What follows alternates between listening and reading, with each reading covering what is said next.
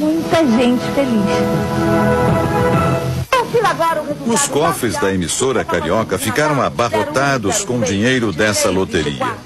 Mas depois de algum tempo, os prêmios milionários deixaram de ser pagos. Arthur Falck chegou a ser preso. Até hoje o processo está parado e a Globo, misteriosamente, nunca foi processada como parte do esquema do Telebingo Papa Tudo. Papai Noel, o seu Natal milionário. Mistério também na compra do Projac, o centro de teledramaturgia da Globo. Para a construção do seu complexo, a empresa pediu emprestado 40 milhões de dólares dos cofres públicos, um ato ilegal. Como permissionária de um serviço público, a empresa não poderia obter o empréstimo. Foi o que determinou o parecer técnico do próprio banco. Mesmo assim, o dinheiro saiu dos cofres da Caixa para os cofres da Globo. A história da Rede Globo é recheada de casos nebulosos. No topo da lista está a até hoje mal explicada compra da estação em São Paulo. Essa história começa na década de 50. Na época, Oswaldo Ortiz Monteiro era o principal acionista da TV Paulista e decidiu vender a emissora. O empresário Vitor Costa Petralha foi o comprador. Só que ele não chegou a ocupar a cadeira de presidente.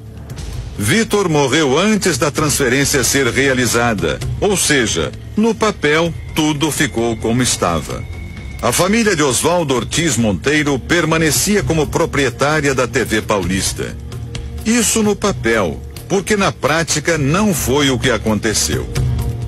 A emissora ganhou um outro dono. Foi o filho de Vitor Costa quem assumiu o comando da TV Paulista. E foi ele que em 1964 vendeu a TV Paulista para Roberto Marinho. O chefão da Globo comprou a emissora de um homem que não era dono dela. Este jornalista confirma toda a história. Carlos Newton conta que a investigação da compra da TV Paulista começou no final dos anos 90, depois da morte de Oswaldo Ortiz Monteiro, o dono de fato, que não chegou a formalizar a venda para a família Costa. Os herdeiros começaram a manusear os documentos e descobriram que não havia nenhum documento sobre a venda da TV Paulista para Roberto Marinho. Eles então procuraram a TV Globo e pediram que a TV Globo exibisse os documentos. A TV Globo não os atendeu. Eles então vieram ao Rio de Janeiro e entraram com um processo, uma ação de exibição de documentos que comprovariam a compra da TV Paulista por Roberto Marinho. Os contratos entregues pela Rede Globo foram levados para perícia. O resultado? Todos os documentos eram falsos. A família Marinho apresentou termos de transferência dos donos da TV Paulista. Um festival de erros grosseiros. Repare, os papéis foram assinados em fevereiro de 77. Nesta data, a TV Paulista já não existia mais. Chamava-se TV Globo. E o curioso, 2 nomes que aparecem nos termos já haviam morrido no ano da assinatura, como mostram as certidões de óbito. Se estavam mortos, como é que assinaram?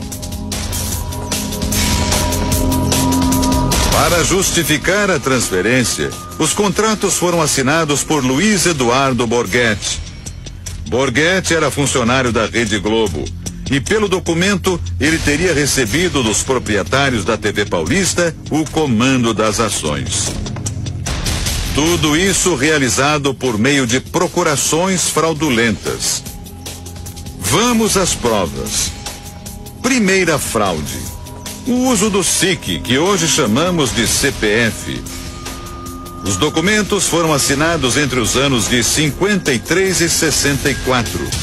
Mas esse sistema só foi criado pelo governo em 1969, 5 anos depois. Segunda fraude. Os 3 documentos, com datas diferentes, foram datilografados com a mesma máquina de escrever. Só que a máquina usada nesse documento de 1953 só seria criada no começo dos anos 70, 20 anos depois. Terceira fraude. Os documentos que transferem todos os poderes a Luiz Eduardo Borghetti, funcionário da Rede Globo, não teriam sido assinados pelo dono da TV Paulista.